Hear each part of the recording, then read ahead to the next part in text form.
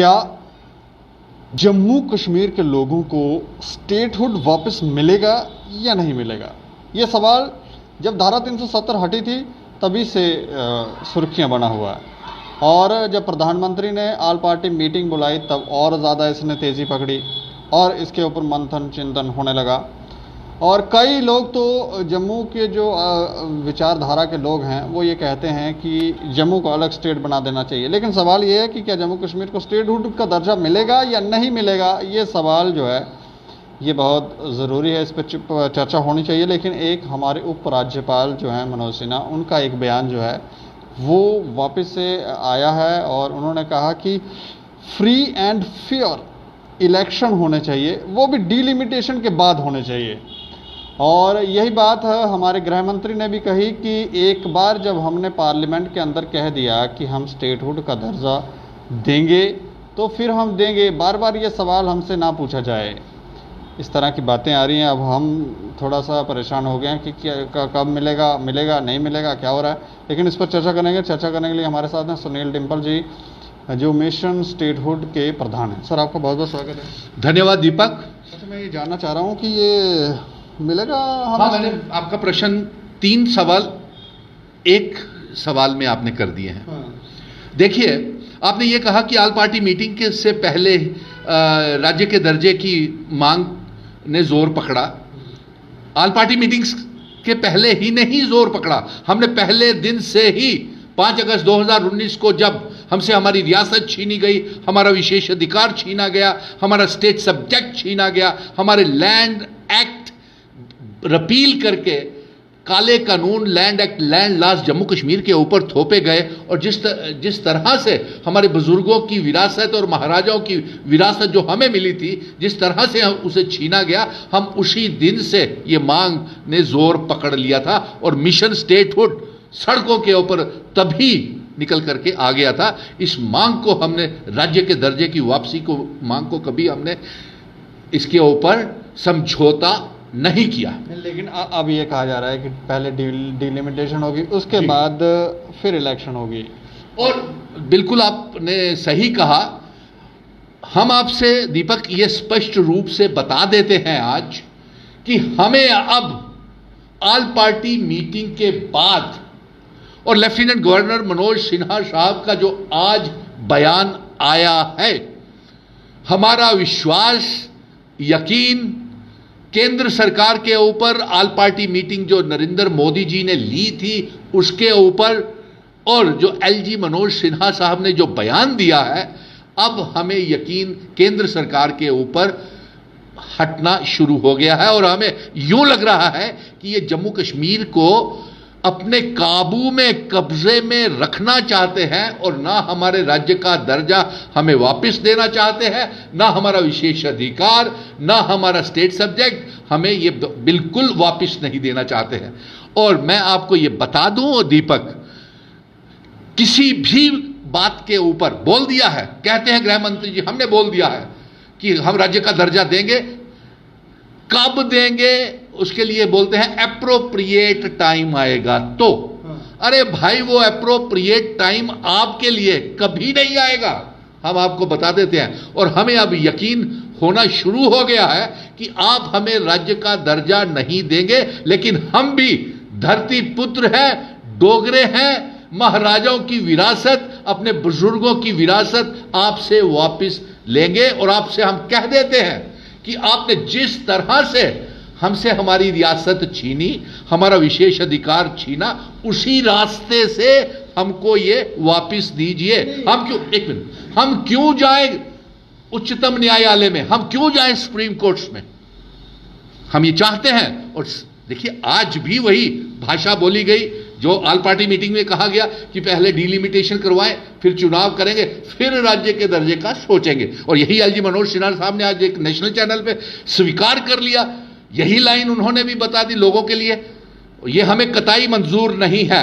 हम ये चाहते हैं हदबंदी कानून लागू होना चाहिए, सीटों की हदबंदी होनी चाहिए 2021 के सेंसस के मुताबिक, और साथ में पहले रियासत हमें लौटाई जाए, फिर उसके बाद चुनाव करवाए जाए।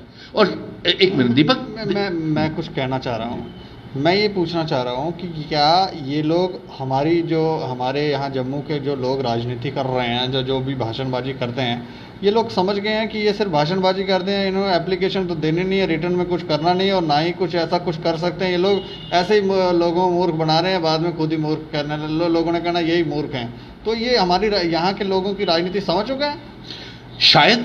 शायद इसी तरीके से दीपक आपने बिल्कुल सही कहा कि जम्मू की नेताओं की अगर ये आज ये हाल ना होता जम्मू का, अरे भाई 216 साल पुरानी रियासत हमसे छिन जाती है। मिशन स्टेटहुड के अलावा जम्मू कश्मीर में, जम्मू में कोई ऐसा व्यक्ति मुझे नहीं नजर आया जो जम्मू कश्मीर और लद्दाख को फिर से इकट्ठा करने की बात करता हो और साथ में पीओ के गिलगित बल्तिस्तान दीपक जो जम्मू कश्मीर का हिस्सा है उसे जम्मू कश्मीर के नए नक्शे में शामिल करना चाहता हो।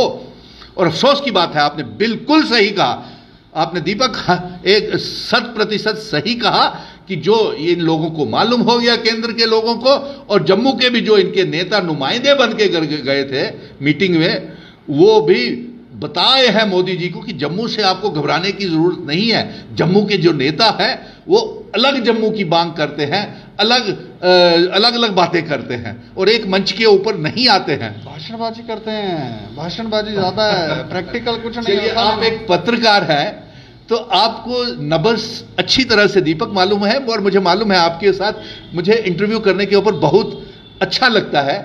क्यों? क्योंकि आप एक जानकारी रखते हैं, आप एक ऐसा पोस्टमार्टम करते हैं, एक ऐसे एनालिस्ट हैं कि जो हकीकत होती है। लेकिन हम भी पीछे रुकने वाले नहीं हैं दीपक।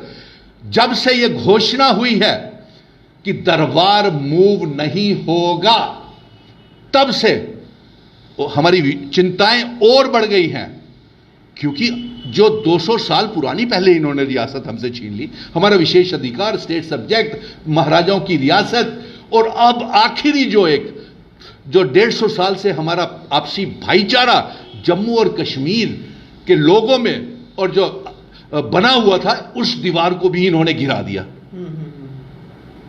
इससे यह साबित होता है कि ये हमें रियासत वापस देने के लिए संजीदा, सीरियस नहीं है। और इस बात को लेकर के, दरबार मूव को लेकर के, मैं पिछले जब से ये घोषणा हुई है तभी से मैं व्यापारियों को लेकर के, ट्रांसपोर्टर्स को लेकर के रोज सड़कों के ऊपर आ रहा हूं और धरने प्रदर्शन कर रहा हूं। और राज्यपाल साहब को ये हम आगाह कर रहे हैं कि आपका यह फैसला दरबार मूव रोकने का सरासर गलत है, यह हमें कतई मंजूर नहीं है। और इसके साथ ये तो कह रहे हैं 200 करोड़ का बचत होगी हमारी, और ये 200 करोड़ जो बच रहा है ये लगाया कहां जाएगा फिर? जी दीपक, आप अच्छे डॉक्टर हैं अच्छी और अच्छी तरह से सारी बातें जानते हैं। 200 करोड़ रुपया यार दीपक, क्या खर्च ही नहीं होता 200 करोड़ रुपया। मैं आज भी कह सकता हूं कि लेफ्टिनेंट गवर्नर मनोज सिन्हा साहब, आप एक वाइट पेपर जारी करें, हमें बताएं 200 करोड़ कहां खर्च होता था, नहीं होता था। नंबर 2, 200 करोड़ यार क्या होता है दीपक? 200 करोड़ में तो इन्होंने लीकर माफिया के हाथों में मंदिरों को, शहर को नीलाम कर दिया। जो चीज हम मांगते नहीं है वो घर घर मंदिरों के शहर, गुरुद्वारों के शहर, मस्जिद, पीर फकीरों के शहर, गुरुओं के शहर, देवनगरी जम्मू, तीर्थ स्थान, उसको नीलाम कर दिया। ये 200 करोड़ क्या होता है और इन्हें मालूम नहीं है। ये अभी नहीं, बहुत पहले से चल रहा है षड्यंत्र। ये तो यहाँ जम्मू के लोगों को तो ये चाहते हैं कि ये लिप्त ही रहें, एंजॉय कर रहे हैं मस्त। कई कुछ नाली में गिरे हैं, कुछ उधर गिरे हैं, कुछ शाम को अपने टेबल पे बैठे हैं, तो ये तो चाहते हैं कि ऐसे ही चलता रहे। लेकिन आज मेरा दुख दिल जो है ना, आप तो मालूम है, आप मेरे हमेशा साथ साथ चले हैं, पहले दिन से मेरे साथ दैनिक स्टेट समाचार चला है। और तो आपको तो मालूम है कि मैंने कितने संघर्ष, भूख हड़तालें, धरने, प्रदर्शन, जेल में भी गया इस मांग को लेकर के कि मेरी रियासत मुझे वापस चाहिए। अगर ये रियासत का दर्जा मांगना गुनाह है तो मैं जेलों में जाने के लिए फिर से तैयार हूं। और फिर 200 करोड़ की ये बात करते हैं, हजारों लाखों करोड़ रुपए का ट्रांजैक्शन, व्यापार जम्मू और कश्मीर के बीच में होता है। मुझे मालूम है दीपक, मेरे रघुनाथ बाजार का व्यापारी, city Chowk, old hospital road, link road, Jain Bazar, Gummat बाजार, होटल्स, रेस्टोरेंट्स, कपड़े के व्यापारी, जूतों के व्यापारी, सोना के सराफा बाजार, करोड़ों रुपए का बिजनेस होता था हमारे। और यहां तक कि वहां के बच्चे यहां पढ़ने आते थे हमारे कोचिंग सेंटर्स में, उनका भी बुरा हाल है। वो भी मेरे साथ थे, उनके लगातार मुझे फोन आ रहे हैं। तमाम जो व्यापारियों के संगठन हैं उनके अध्यक्षों के फोन आ रहे हैं। पुरानी मंडी, लिंक रोड, सिटी चौक, रघुनाथ बाजार के किस डिम्पल साहब आपने बिल्कुल सही स्टैंड लिया है, इससे पीछे मत हटिए। हमने जिन्हें अपना नुमाइंदा बना करके आल पार्टी मीटिंग में भेजा था, उन्होंने हमारे जम्मू कश्मीर के लिए कोई भी कार्य नहीं किया। और आज इससे कितना लाखों करोड़ रुपए, हमारे ट्रांसपोर्टर्स परेशान हो जाएंगे, टैक्सी यूनियन, टूरिज्म। कहीं ऐसा तो नहीं इस फैसले के पीछे जम्मू को अलग करने की कोई आगे कोई जाकर जम्मू को अलग कर दें? मैं यहां तक, आपने ये बड़ा एक गंभीर सवाल पूछा है। अब जम्मू अलग करने का हम समझौता पहले भी नहीं करते थे, आज भी नहीं करते हैं। हम और बंटवारे के हक में नहीं हैं। जो लोग टाइमली ये राजनीति करते हैं, हमें नहीं बुलाया आल पार्टी मीटिंग में, हमें नहीं बुलाया, कपड़े फाड़ फाड़ के दिखाते हैं, अलग जम्मू की दुहाई देते हैं, अलग कश्मीर की दुहाई देते हैं, कश्मीर के भी कुछ अपने कपड़े फाड़ फाड़ के बोलते हैं कि हमें नहीं बुलाया। अरे भाई, शुक्र किया आपको नहीं बुलाया। उनका हाल पूछिए जो गए थे, उनकी क्या सुनवाई हुई। आज वो ना घर के रहे ना घरात के रहे। मैंने उन्हें फिर भी एक मंच के ऊपर लाया था। आपको दीपक, मैंने कहा था ना, मैं तमाम राजनीतिक दलों को एक मंच के ऊपर लाऊंगा, और मैं कामयाब हुआ। अगर आल पार्टी मीटिंग प्रधानमंत्री ने ली तो मैं उसके लिए मिशन स्टेटहुड कामयाब है। चलिए, किसी मंच के ऊपर बैठ करके राज्य के दर्जे की मांग ने जोर तो पकड़ा। ये छोटी अचीवमेंट नहीं है, ये मिशन स्टेटहुड की सबसे बड़ी अचीवमेंट है। और अगला हमारा कदम यह है कि जम्मू कश्मीर और लद्दाख को भी हमने तैयार कर लिया है। लद्दाख से भी राज्य के दर्जे की वापसी की मांग और 370 और विशेष अधिकार, स्पेशल स्टेटस की मांग उठ रही है, और वो भी राज्य का दर्जा चाहते हैं। लेकिन अब हम जो रियासत लेंगे, मैं अब विश्वास दिलाता हूं अपने जम्मू के लोगों की कि सुनील डिंपल धरती पुत्र जरा डोगरा बेटा है, जम्मू कश्मीर का बेटा है, और जम्मू कश्मीर लद्दाख की फेर इकट्ठा करग और पीओ के गिलगिट बल्टिस्तान जिसके ऊपर ये राजनीति कर दिया इन भाजपा वाले, और उसी आजाद करवाने वास्ते कदे भी कोई कदम नहीं उठाया। सिर्फ चुनावें दे मौके उसी एक चुनावी मुद्दा बना देन, इमोशनल ब्लैकमेलिंग कर देन, लेकिन उसी आजाद कराने वास्ते कुछ नहीं किया। लेकिन अब पार्लीमेंट के सैशन, पार्लीमेंट के में रेजोल्यूशन पास होएगा कि पीओ के गिलगिट बल्टिस्तान जम्मू कश्मीर का हिस्सा है। तो 7 साल मैं पूछना कि देश के प्रधानमंत्री नरेंद्र मोदी जी 56 इंच की सीना दसते हैं तुस, बीजेपी वाले हिंदू मुस्लिम पाकिस्तान की गल्लां करते हैं कि कदम उठाए तुसे आजाद कराने वास्ते। उल्टा ड्रोन के हमले शुरू हुई है, उल्टा सीजबंदी और RDX और कालू चक रत्नो चक इंडियन एयरफोर्स के स्टेशन ऊपर आइए वो करा दें, RDX उठा दें, ग्रेनेड अटैक करा दें। और मैंने पहले उनको कहा था, दीपक जी पाकिस्तान से बात कीजिए, आल पार्टी मीटिंग में भी ये बात होनी चाहिए थी। पाकिस्तान से नहीं, सुनिए एक मिनट, गलत नहीं चला जाए क्योंकि लिंक टूट जाएगा। पाकिस्तान से बातचीत प्रधानमंत्री नरेंद्र मोदी जी, रक्षा मंत्री राजनाथ सिंह जी, अमित शाह जी आप करें, और उसको पूछें पाकिस्तान को कि किस भाषा में वो समझने को तैयार है, किस भाषा में पीओ के गिलगिट बल्टिस्तान जम्मू कश्मीर का जो हिस्सा है इसे आजाद करेगा। क्या वो बातचीत से आजाद करेगा, या फिर हम सर्जिकल स्ट्राइक्स और जंग का ऐलान करें? ये हमारी मांग है। चलिए, सवाल तो ये था कि क्या हमें स्टेटहुड मिलेगी या नहीं मिलेगी। तो अभी तक मिशन स्टेटहुड कामयाब जरूर हुआ है कि हम सभी को एक साथ लाए, लेकिन इनकी नीयत के ऊपर हमें भरोसा नहीं है। जिस तरह से बयानबाजी आ रही है, जिस तरह से पहले चुनाव, पहले डिलिमिटेशन स्वागत करते हैं, लेकिन चुनाव बाद में पहले हमारी रियासत लौटाइए, और उस रास्ते से रियासत लौटाइए जिस रास्ते से हमसे छीनी गई थी। नंबर 2, ये दरबार मूव जो आखिरी ये कदम जो उठा रहे हैं, ये इनके सारे जो निशानदेही कर रहे हैं, ये इशारा कर रहे हैं कि ये राज्य के दर्जे को वापस देने के लिए हमें वो नहीं है। और एक झुंझुना पकड़ा दिया है, जब आप कहते हैं ना, ये हर बार बोल देते हैं ये कि पार्लियामेंट में बोला है। अरे बोला है, कब देंगे, क्या देंगे, 5 साल बाद, 10 साल बाद, 20 साल बाद देंगे, कब अप्रोप्रिएट आएगा, ये झुंझुना इनका जो कार्य करने का तरीका है ना भाजपा का, बोलते रहे, खुद चुप हो जाएंगे, जैसे इन्होंने किसानों के साथ किया हाल।